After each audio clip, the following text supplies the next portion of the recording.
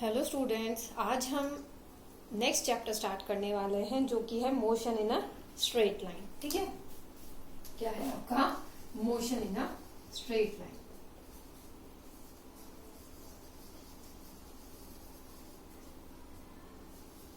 ठीक है, आज हम इंट्रोडक्शन टॉपिक करेंगे। हो सकता है आप लोगों ने, हो सकता है या definitely you all have studied about those topics. ठीक है, लेकिन फिर भी हम थोड़ा सा उसके बारे में पढ़ेंगे ताकि थोड़ा ब्रश अप हो जाए आपका। ठीक है, अब देखिए, जो आपके पास motion in a straight line है, ये आपका क्या है, फिजिक्स की ब्रांच का एक टॉपिक है। कौन सी ब्रांच का टॉपिक है? ये मैकेनिक्स। ठीक है, मैकेनिक्स की फिर सब ब्रांचेस हैं, उनमें फिर फर्दर डिफाइंड है। ठीक है, तो ये जो टॉपिक आता है आपका, ये आता है आपका काइनेमेटिक्स के अंडर। ठीक है, जो आपकी फिजिक्स की ब्रांच है मैकेनिक्स। ठीक है, मैकेनिक्स में क्या है? ठीक है, मैकेनिक्स में क्या है कि आपके पास कोई भी ऑब्जेक्ट जो है, ठीक है, कोई भी ऑब्जेक्ट जो है वो आपकी रेस्ट में हो सकती है, मोशन में हो सकती है। ठीक है, वो आपकी रेस्ट में हो सकती है और मोशन में हो सकती है।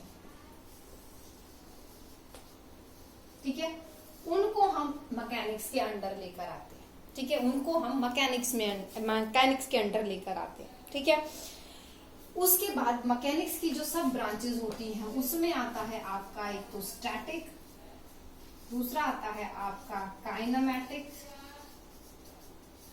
ठीक है, और जो तीसरा आता है वो है आपका डायनेमिक्स। ठीक है, थर्ड है आपका क्या? डायनेमिक्स। ठीक है, स्टैटिक में क्या है, आप सिर्फ उन्हीं बॉडीज के बारे में स्टडीज करते हैं या उन्हीं ऑब्जेक्ट के बारे में स्टडी करते हैं जो कि रेस्ट पर है। बोलिए ना वो। ठीक है, उसके बारे में हम स्टडी करते हैं जो ऑब्जेक्ट या बॉडीज जो हैं आपकी रेस्ट पर।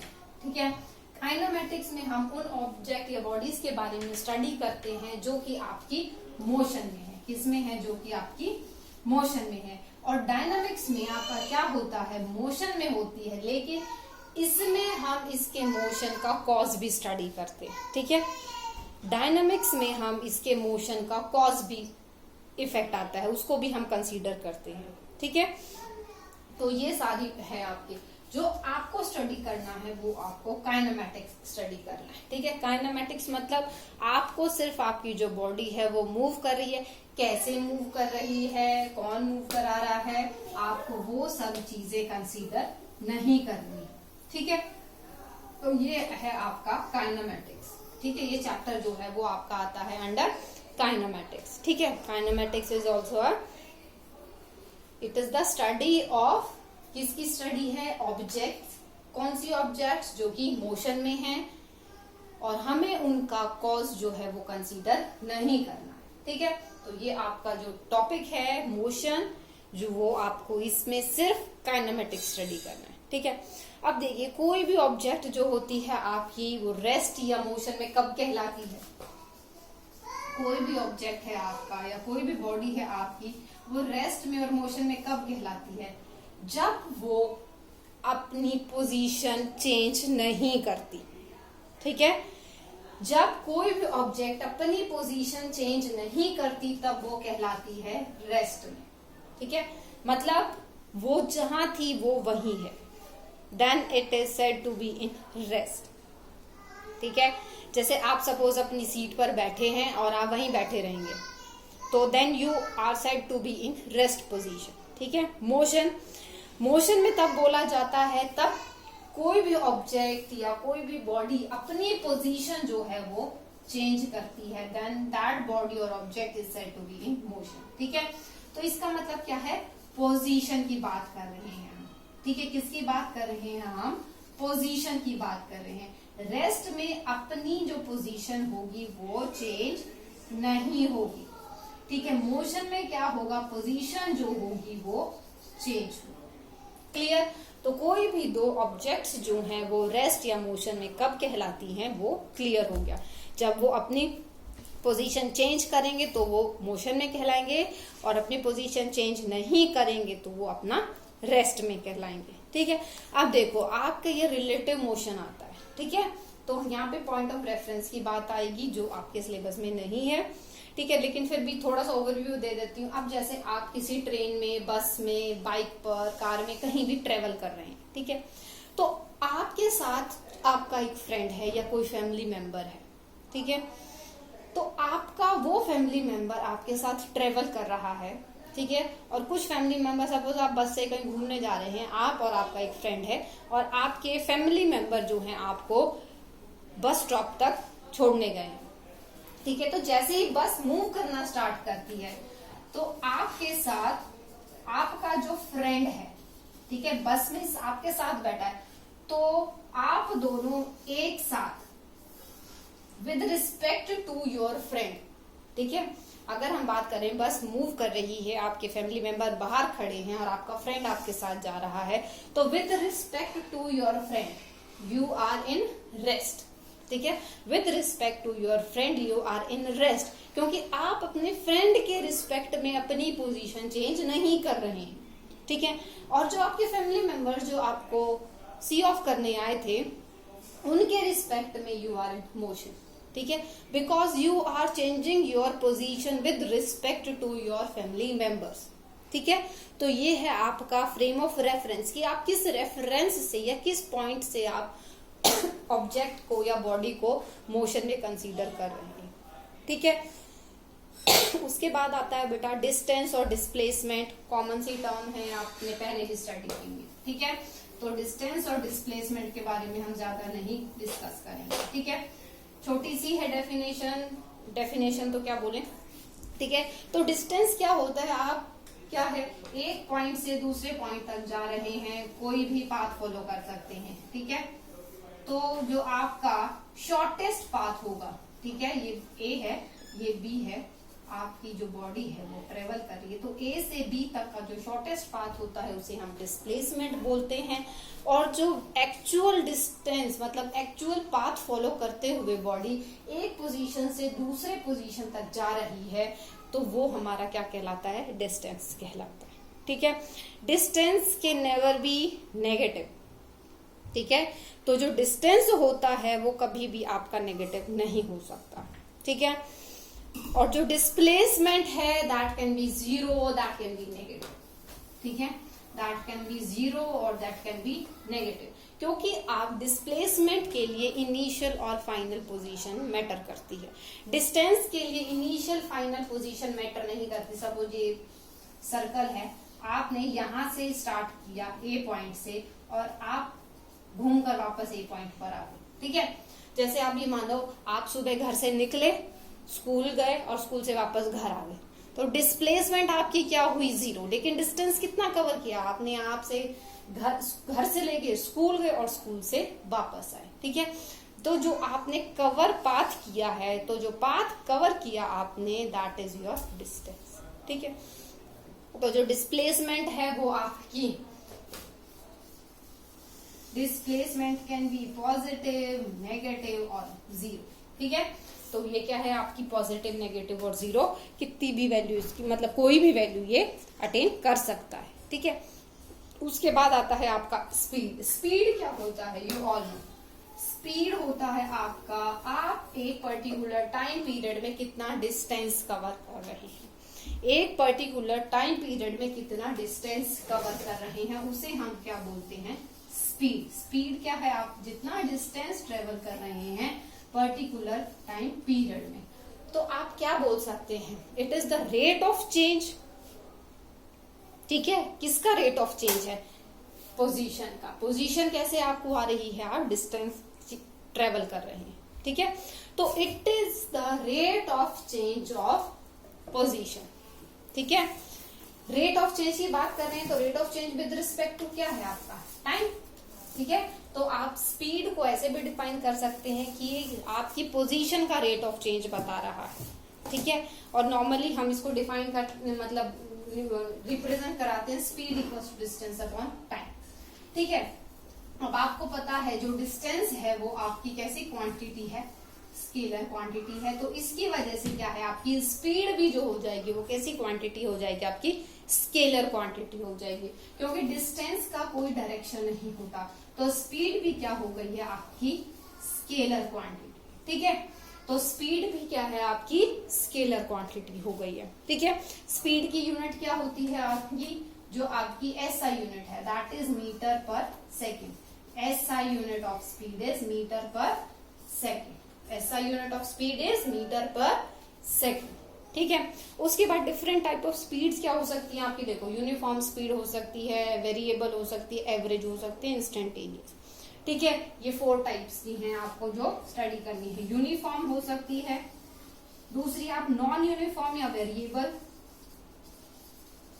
ठीक है, थर्ड होती है एवरेज, और फोर्थ होती है इंस्टेंटेनियस। ठीक है, अब देखिए यूनिफॉर्म का क्या मतलब है। यूनिफॉर्म का मतलब है कि आप एक पर्टिकुलर डिस्टेंस कवर कर रहे हैं एक पर्टिकुलर टाइम। ठीक है, मतलब आपका डिस्टेंस कवर भी सेम है और आपका टाइम टेकन भी सेम है। उस कंडीशन में बोला जाएगा कि आपकी स्पीड क्या है, यूनिफॉर्म। ठीक है, आपकी स्पीड यूनिफॉर्म कब बोली जाएगी, तब आप इक्वल डिस्टेंस ट्रेवल करेंगे, किसमें, इक्वल टाइम में, तो हम बोलेंगे कि आपकी जो स्पीड है वो यूनिफॉर्म है। ठीक है, that means you are travelling with a uniform speed if you cover equal distance in equal interval of time. मतलब अगर आप 15 मिनट में 500 मीटर चलते हो तो आप अगले 15 मिनट में भी 500 ही किलोमीटर चलोगे, और उससे अगले 15 मिनट में भी 500 किलोमीटर ही चलोगे, 500 मीटर ही चलोगे। ठीक है, that means you are covering 500 metre distance in each 15 minute. ठीक है, आप कोई भी 15 मिनट ले लें तो आप उन 15 मिनट्स में 500 मीटर ही कवर करेंगे। ठीक है, this is known as your uniform speed. Variable speed में क्या होगा, आपका अनइक्वल डिस्टेंस हो जाएगा in equal interval of time. मतलब आपका अनइक्वल डिस्टेंस हो जाएगा in equal interval of time. मतलब अब आप 15 मिनट में कभी 500 मीटर चल रहे हो, कभी आप 15 मिनट में 400 मीटर चल रहे हो, कभी आप 15 मिनट में 600 मीटर चल रहे हो। तो ये क्या है, आपका टाइम तो सेम है, ठीक है, लेकिन you are covering different distances.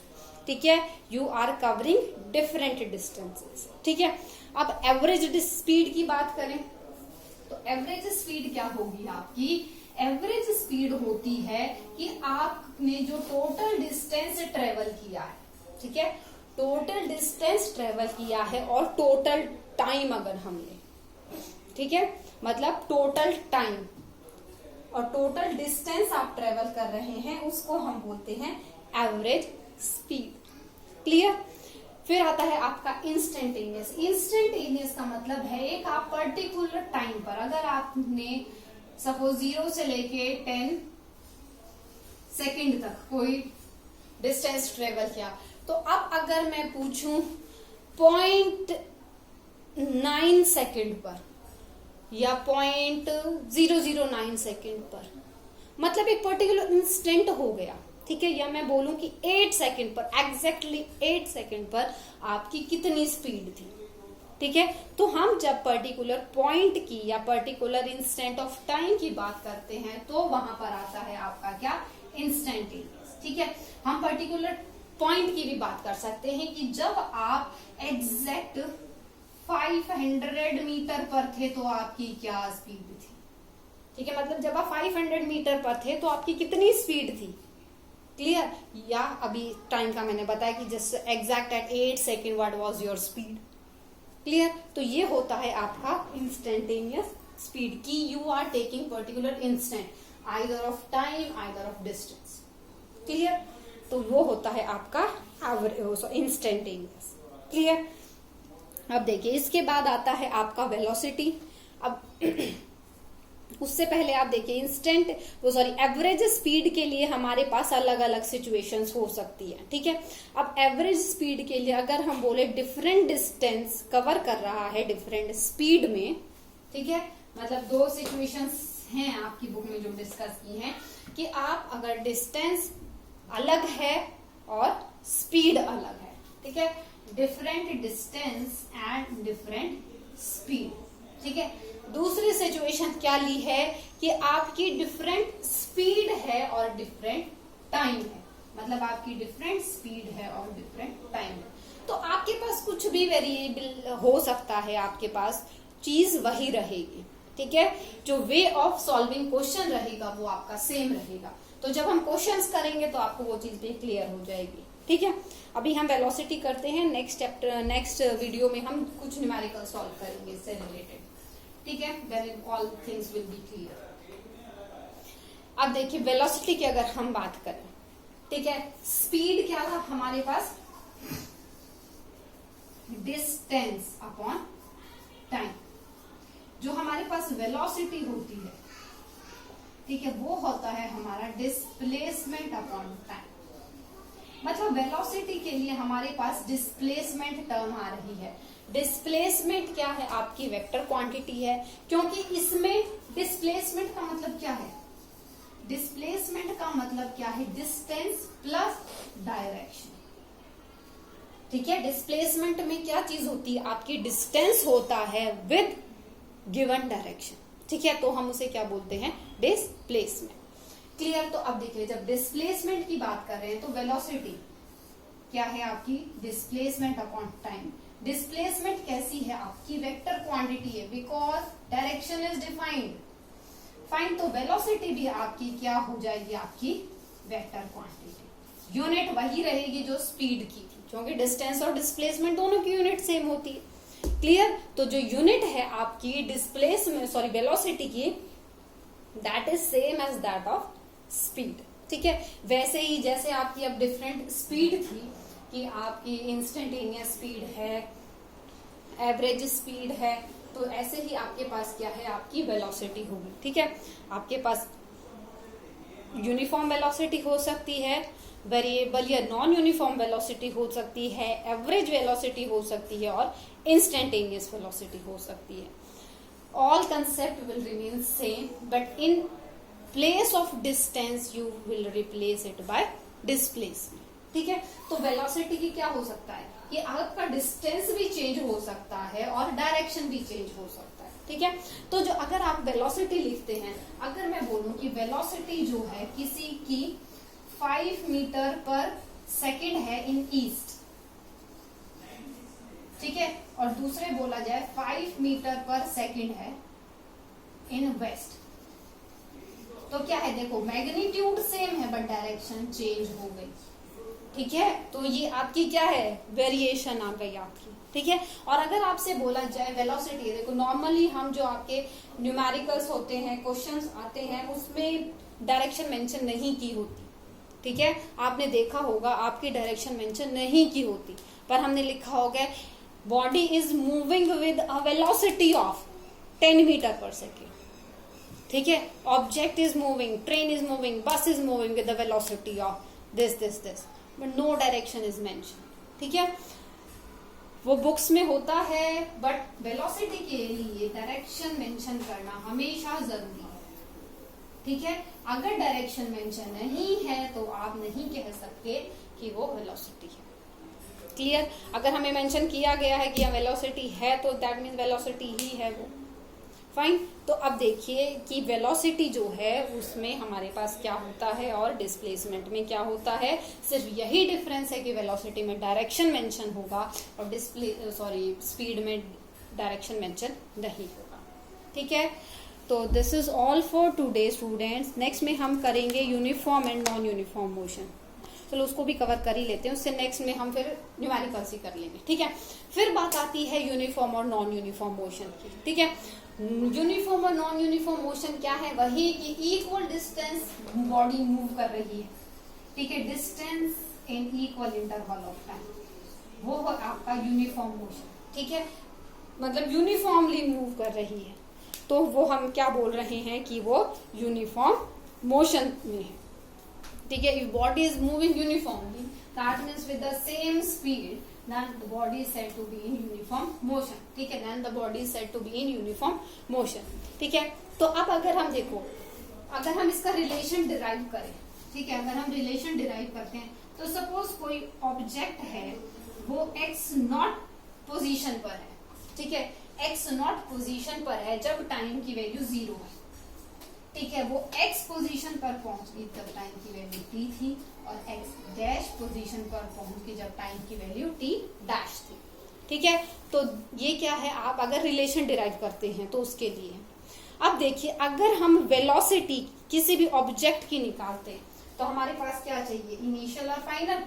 तो अगर हम वेलोसिटी निकालते हैं इस ऑब्जेक्ट की जो x not distance, x not position से एक्स पोजीशन पर आ गई, तो ठीक है, वेलोसिटी क्या होता है आपका, डिस्प्लेसमेंट अपॉन टाइम, ठीक है, क्या होता है आपका डिस्प्लेसमेंट अपॉन टाइम।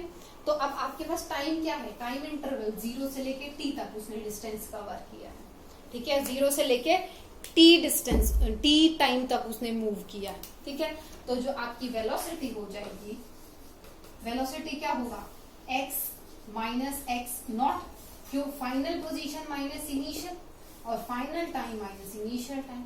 तो जो वेलोसिटी है v equals to x minus x nought upon t, ठीक है, और x माइनस एक्स नॉट क्या है, कुछ डिस्टेंस से ट्रेवल किया है, x not minus x not, ये क्या है vt, ठीक है, ये क्या है हमारा कुछ डिस्टेंस ट्रेवल किया है, ठीक है। और आप हमेशा से देखते आए हैं कि अगर हम स्टैंडर्ड नोटेशंस की बात करें तो डिस्टेंस जो है वो हम s से डिनोट कराते हैं। तो हमारे पास क्या रिलेशन आ गया, s इक्वल्स टू vt, या हम बोल सकते हैं distance equals to speed into time, या हम इसको बोल सकते हैं वेलोसिटी इनटू,